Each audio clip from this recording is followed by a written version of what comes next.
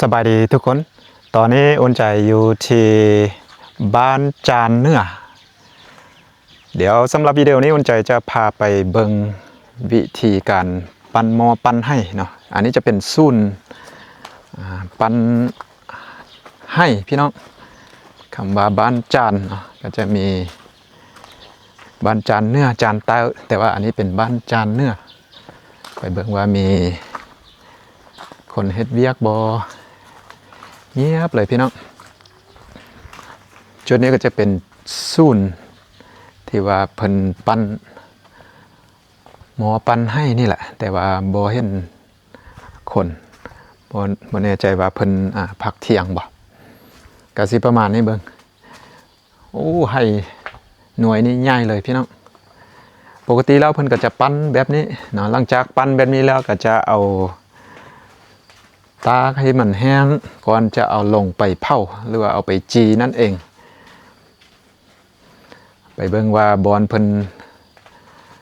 เผาเพิ่นจีนี่ฮัลโหล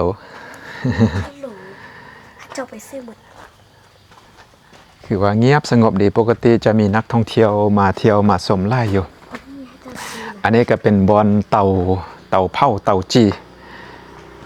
แต่ก่อนท่านบ้านสร้างให้นี่ก็จะมีหลายครอบครัวที่ว่าเพิ่นปั้นให้แบบนี้อยู่ตามบ้านตามเฮือนอยู่กองล่างแต่ว่าตอนนี้เหลือแต่น่าจะประมาณ 7-8 ครอบครัวที่ว่าเพิ่นมาปั้นอยู่เป็นศูนย์แบบนี้โอ้ยังอุ่นยังฮ้อนอยู่พี่น้อง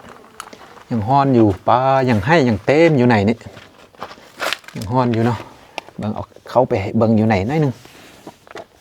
มันโดนความร้อนมั้ยน่ะโอ้บ่เห็นมืด ยังฮ้อนอยู่เนาะเพิ่นก็ยังบ่ได้เอาออกเถอะน่าจะเผาห่าแล้วปกติแล้วก็ใช้เวลาหลายวันพอสมควรในการจีการเผาหลังจากปะให้เย็นแล้วเพิ่นก็จะค้นออกมา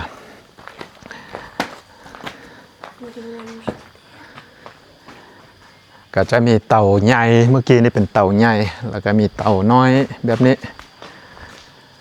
เตาเผานอกจากมีเตาแบบโบราณใส่ไม้ใส่ฟืนในการเผาเพิ่นก็ยังมีเตาที่ว่าเป็นเตาแก๊สแบบนี้เลยเนาะสำหรับเครื่องที่ว่ามีคุณภาพสูงใส่เป็นเตาแก๊สสามารถคุมอุณหภูมิได้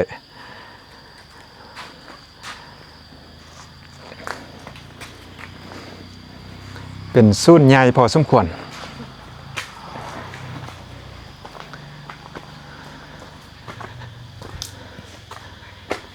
ก็จะมีห้านกาแฟเนาะสามารถมาเที่ยวมาชมนั่งจิบกาแฟได้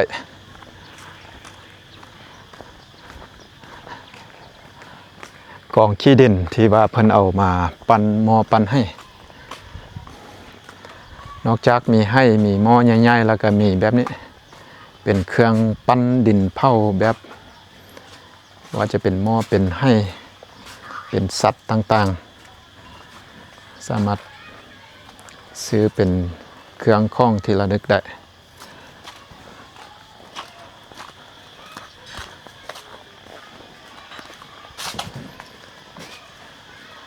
สบายดี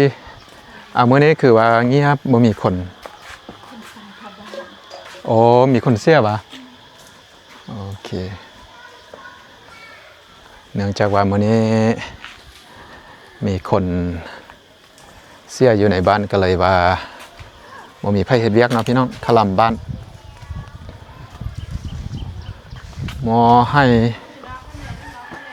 มีหลายอย่างพี่น้อง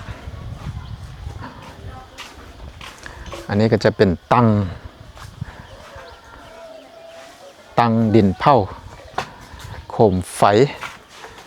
มีหลายอย่างอยู่จุดนี้ก็เป็นจุดที่ว่าเพิ่นขุดเอาขี้ดินอยู่นี่จนว่าสิเป็นน่องเลยล่ะหลังจากนั้นเพิ่นก็เอามาน่าจะเป็นโมหรือว่าปั้นให้มันเป็นพงหลังจากนั้นเพิ่นก็เอาแช่ลงน้ำแบบนี้นะก่อนจะเอาใส่จะมีหงโมอีกต่างหากเนาะปั้นออกมา ก็ถือว่ามีหลายขั้นตอนอยู่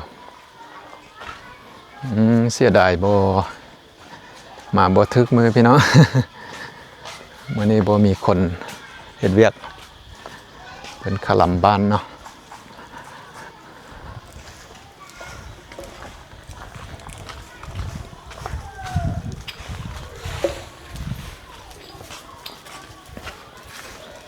สบายดี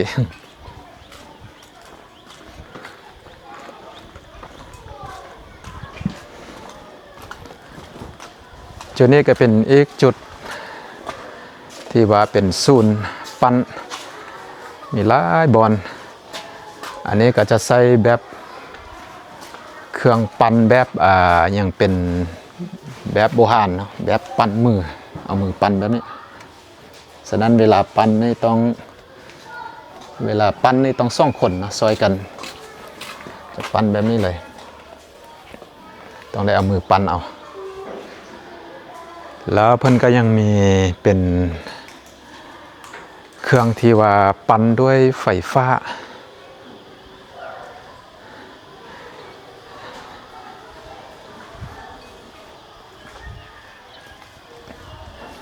อันนี้จะเป็นเครื่องปั่นแบบไฟฟ้าความจริงแล้วอันนี้เพิ่นก็จะเสียบไฟเนาะหลังจากเสียบไฟแล้วมันก็จะปั่นได้ใจอยู่อันนี้นะเนาะ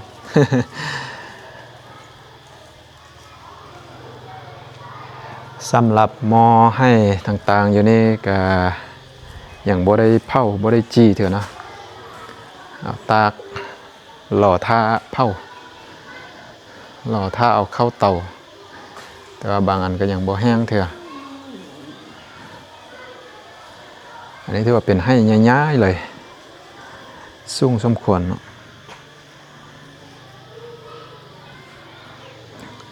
แล้วก็มีให้น้อยลายเลยล่ะ